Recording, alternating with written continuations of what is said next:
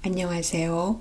임수 목사님의 기본교리 묵상 제9장 그리스도의 생애와 죽음과 부활. 제목 죽기 위해 태어난 한 사람.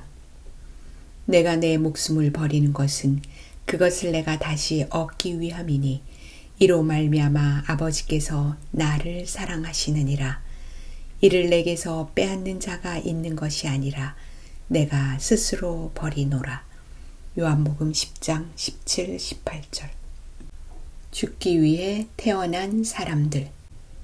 사도 베드로는 베드로후서 2장에서 본래 잡혀 죽기 위하여 난 이성 없는 짐승 같은 사람들에 대해 이야기하면서 그 예로 발람을 언급합니다.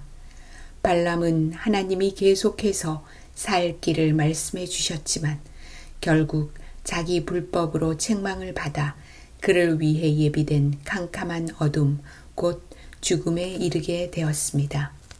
이어서 사도는 구주 예수 그리스도를 알게 되어서 세상의 더러움을 피한 후에 다시 그 중에 얽매인 사람들을 씻었다가 다시 더러운 곳으로 돌아가는 개와 돼지에 비유하며 그들을 멸망의 종이라고 진술하였습니다.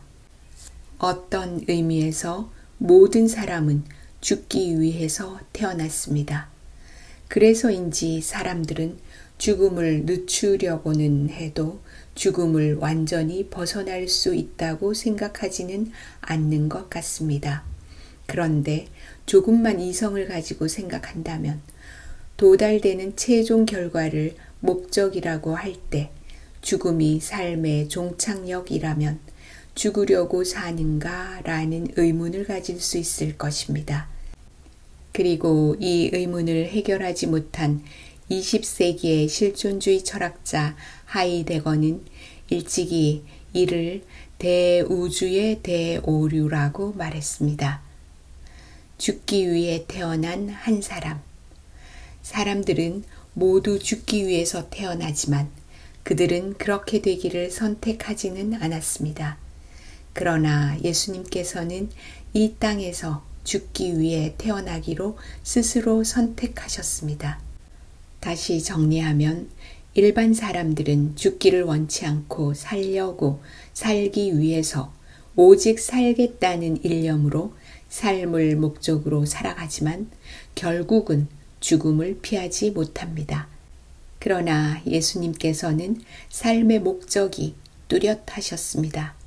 그분의 삶의 목적은 죽음이었고 자신이 왜 죽어야 하는지, 어떤 죽음을 죽어야 하는지도 분명히 알고 계셨습니다. 그분은 인간의 죄를 속죄하기 위해서 이를 통해 인간에게 죽지 않을 길을 열어주기 위해서 십자가에서 대속적인 죽음을 죽으셨습니다. 속죄는 영어로 atonement로 이것은 원래 at one ment, 즉 하나로 된 상태 혹은 의견이 일치된 상태를 의미합니다.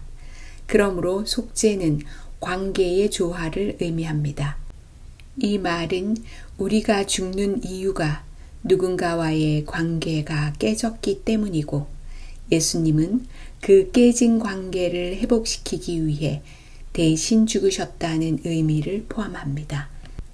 우리는 기본교리 9장을 통해서 그리스도의 생애, 죽음, 부활이 우리에게 가져다 준 속죄를 알아가게 될 것입니다.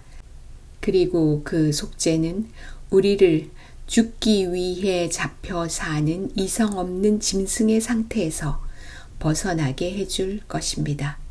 부디 살 길을 알려주시는 하나님의 간절한 호소에 응답하셨으면 좋겠습니다. 기도. 주님이 이루신 속죄의 죽음이 저의 죽음을 덮는 은혜를 누리게 하소서. 아멘.